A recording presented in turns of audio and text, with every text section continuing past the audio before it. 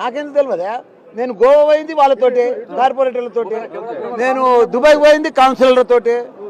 నేనేం విహారయాత్రలకు పోలే.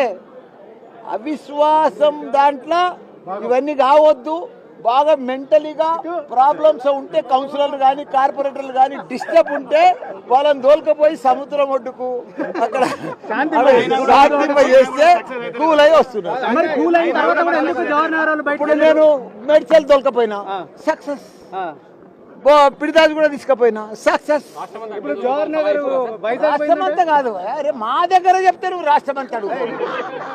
ఇప్పుడు మా దగ్గర ఇప్పుడు మళ్ళీ గోవాకు ట్రిప్ వేస్తారు వాళ్ళు, మన పోచారం వాళ్ళు, మన తుమ్కుట వాళ్ళు. గోవాకు పోతారు, హ్యాపీగా తిరుగుతారు. గోవాకు పోయి ఏం చేస్తావు సార్? అవిశ్వాసం పెట్టొద్దంటే గోవాకే ఎందుకు వెళ్ళాలి సార్? గోవా ఆడ 3 బీచ్లు ఉన్నాయి. మంచిగా ఇంత మంచిగా బీచ్ల పక్క కూర్చుంటే